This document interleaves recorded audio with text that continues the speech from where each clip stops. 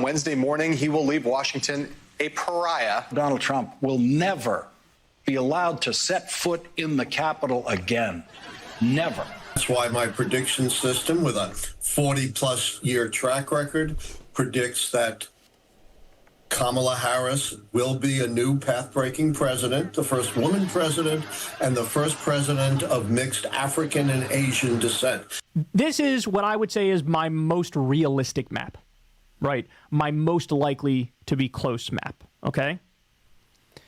This one is Kamala 319, Trump 219. Democrats 319, Republicans 219, okay? With this map, this is probably the one I lean most towards, okay?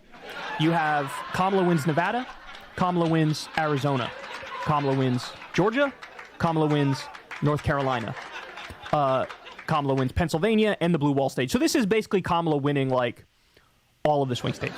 The reason why this one I feel like is my potentially most accurate map. To you, there is a possibility that this is not close. If it's not close, it's tough to imagine Trump blowing out Kamala. It's easier to imagine Kamala Harris blowing out Trump. So that's the... Well, welcome to HRTV with your boy Big O. Now, we're going to look at two clips. And in the first clip, we're going to listen to David Pakman right there. He's a big-time YouTuber. This guy got over 2.5 million subscribers. He's been doing it a long time. And quite honestly, these guys been living large, living it up for the longest time. And the YouTube space is one of those spaces where there's a lot of money there. As a matter of fact, there's a tug-of-war going on right now with mainstream media, because mainstream media is really losing out viewers, and most viewers are turning to influencers. And so that's where these guys come in. And since he's been doing it for such a long time, these guys are living like the rich and the famous. So in the first video clip that you're going to see, this is going to be David try to acknowledging. First, he's going to acknowledge the fact that they're losing a lot of subscribers.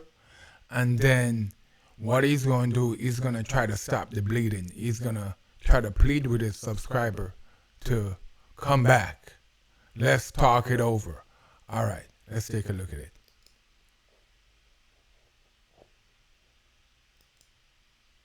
I'm going to tell you something that is terrifying me. I always try to come here and put a positive face on everything, but there is something going on that is terrifying me. When I woke up this morning, we had lost 5,000 YouTube subscribers compared to where we were last night. Now, the first thing I thought was, what? Is this a glitch? We've been on YouTube for 15 years or something like that, and subscribers always just go up. They just never go down. They go up. Down. Is something wrong with my channel? Is someone attacking my channel? What's going on? So I started texting, and I texted Brian Tyler Cohen, and I texted Tyler Cohen and Brian Cohen and Brian Tyler, all of them. I texted all of them. I texted Jesse Dollemore. I texted Luke Beasley and Farron Cousins and Sam Cedar. And every single one of our channels since last night is hemorrhaging subscribers. What is it that is going on? Here is a graphic. As you can see, subscribers just go up, up, up, up, and they are down. It is not just YouTube subscribers. We are seeing record cancellations of paid memberships. Record cancellations. These are the people that keep the show running. Now, for a moment, I thought, if it's just YouTube, maybe YouTube is purging people who are inactive subscribers. And once a year, usually YouTube does this, and you see a little decline, and then numbers go back up. They're not doing it. Come on, not you. If that were the case, we wouldn't be seeing paid membership cancellations on the website. So now I understand what is going on. It's terrifying, but it is happening. A lot of people are checking out. I heard anecdotally from a couple dozen people who said, you know, David, I just can't do it anymore. I just can't do it. I'm checking out. I'm out.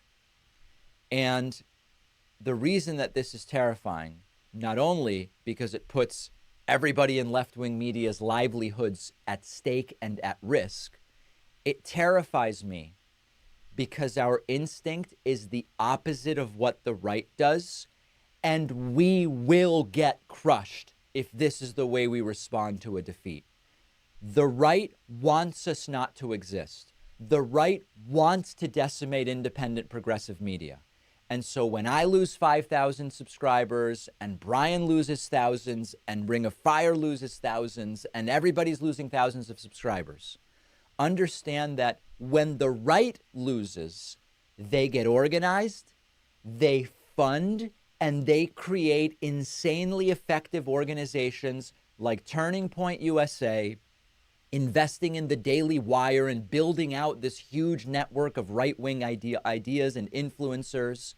So if you're feeling burnt out, I encourage you, take a break until the inauguration. It's months, okay?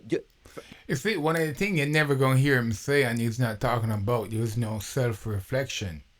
You know, when you lose an election that badly, sometimes you have to go back to the drawing board and try to figure out what in your message that is not resonating with the people. And clearly, when an election like this, where Kamala lost so decisively, and even with the fact that she raised almost $1.5 billion compared to what Donald Trump raised, it was clear that having a lot of money was not the problem. The message and the ideology is the problem. And what you're not seeing or hearing from none of these guys are the fact that let's go back to the drawing board. Just like a football team. When a football team loses a game, it's okay. You're not going to win every game. But what do the coach do? The coach look at the plays that they made, look at the missed opportunity, look at the stuff they could have done better, and they start working on those things. It's a retooling going on. But if you listen to these guys, what you're hearing is, let's just put the gloves on. Let's knuckle up. We're going to keep fighting. And it's that fighting that are creating this huge divide inside the country. All right, let's keep going. Mental health break, do it. But when we start canceling the subscriptions, we are in an algorithmic desubscription spiral right now, because when people start unsubscribing on YouTube, YouTube thinks, oh, we probably shouldn't recommend this content because it's generating a lot of unsubscribes. So then the content doesn't get recommended. And then the message doesn't get out. And then next election, they win by even more. So you see, you focus on the content and the message, but most importantly, you talk about a lot of these YouTubers, influencers, media personnel are gonna lose their livelihood. He's not thinking about the message is probably not the right message. What are we getting wrong? What are the disconnect between the rich and the famous and that guy in the neighborhood? And that's what they're missing. All right, let's keep going. I do understand the instinct, but if we cede ground to them, they crush us everywhere. Now, we're up against a MAGA Supreme Court potentially till 2050. We'll talk about that later. We're up against a completely uninhibited Trump. I actually have an entire chapter in my forthcoming book, The Echo Machine, about exactly this. It's the introduction. In the introduction, I explain how it's disgusting to me that when you engage in politics, you can't just find solutions. First, you've got to convince people climate change is even happening. You can't just find solutions because half the country doesn't even accept the science of vaccines. I outline this in the introduction, but I also make the point in the book that if you actually care about the world for ourselves, children, grandchildren, other people, families, friends, people we care about, when you disengage because they've gotten so extreme, you cede ground to them and you say, do whatever you want. I'm disengaging, do whatever you want. And See, I disagree with him only because a few points. Number one, it's cynical to believe that your ideas and your ideas only are the right ideas in a country of over 325, 330 million people, where you represent just one person and one idea and one ideology. And with that type of approach, where, okay, first, if I engage with a person who thinks differently than I do, I have to first convince him that my way is the right way. What if your way is the wrong way? What if you got it wrong? And they're taking this elitist approach, and that's what a lot of people are turning away from. All right, let's keep going. we really can't do that, okay? So my request to you today is, please resubscribe to the YouTube channel. Don't watch the clips for months if they're Don't take not my money. doing anything for you. Okay, but all of a sudden in 12, 14 hours, the entire progressive media ecosystem is under a threat I have never seen before. We've never seen anything like this. Consider, this is the moment where we have to support independent progressive media. If it's not my show, that's fine. Okay, there's plenty of shows you can support. Consider getting a membership. Consider it. We have a code. The new coupon code is not again. All one word, not again. It really represents the dread that we are all feeling. Consider getting a membership. If you Look, and it's kind of like what I talked about earlier. It's not just him. It's all over the corporate media on the left. They're losing subscriber. I mean, what do you think? I mean, for the past 8-9 months, people were led to believe that Kamala was going to win with flying colors. She was raising a lot of money. And then people got disengaged because they realized a lot of the stuff that was told to them was incorrect. Now, this next clip I'm going to show you is David. This next clip is even a little bit worse. So you have to brace back, sit back for this next clip, because this next clip is going to highlight the cynicism and the elitistness in their voice and how they look at the people who don't see things the way they do. All right, let's check it out.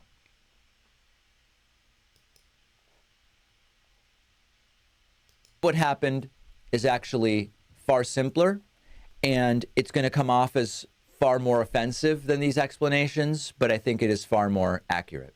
Number one, millions of Americans quite literally have no idea what's going on. And I know that it's sort of like, oh, David, are you doing the Republicans are stupid thing again? Listen, there's plenty of uninformed Democrats. There's uninformed independents. But there is a degree to which millions of these Trump voters have literally no idea what's going on. At a recent rally, a bunch of young white men, Trump voters, were asked, why are you voting for Trump? And they said, because gas prices are so high. The truth is that gas prices are at their lowest post-pandemic point, tied with a bunch of post-pandemic lows. But let's stop him right there. Gas price recently went down, but for the past 3 years and most of Biden presidency, gas price been pretty high. In fact, I think around 2 or 3 times he had to dip into the oil reserve to try to mitigate the amount of damage, mitigate the pain that people was feeling. So if price is low recently, it's disingenuous to say gas price is low. No, maybe it recently come down, but it's been high for a long time, and people been feeling that pain. All right, let's keep going. That is just the truth. So saying I'm voting for Trump because of high gas prices when gas prices are low, you are simply clueless, and Trump benefits from the clueless vote. You see, and that's that sitting high and looking low. You know, and once again, I talk about the amount of money these guys are making, and part of me feel like, and I don't know him personally, David. I've seen some of his clip, and to be fair, he have some good points. But my point to him is not all your points are on target. You can be wrong about a lot of. No one have a plethora of knowledge, so you can be wrong too. All right, let's keep going. Same thing with inflation. Oh, inflation's so high. Inflation has come down dramatically under Joe Biden. And in fact, it's come down faster than in other Western developed nations. So that's one thing, that a lot of people are just completely clueless about what's going on. So you Trump supporters are... All right, that's the two clip I want to show.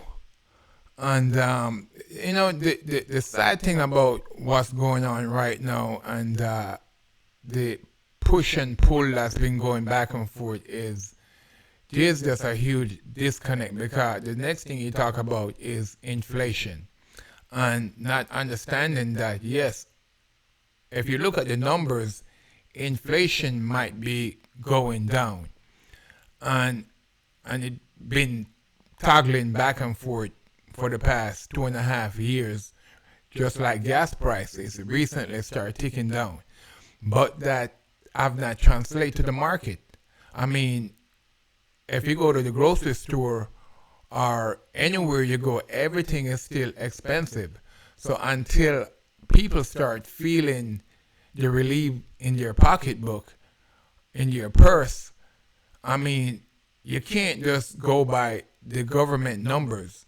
It's still hard out there for a lot of folks. So guys, let me know what you think. HRTV, like, subscribe, and I hope a lot more people start. Everyone have a platform. Everyone have a platform with your phone. So I hope a lot more people start putting information out there and start pushing back, so they can realize the elites out there and these major medium head that's out there can realize that, look, you know what, we have a voice too, and there's going to be a lot of pushback coming in to 2025. All right, like, subscribe, let me know what you think. This is your boy, Big O.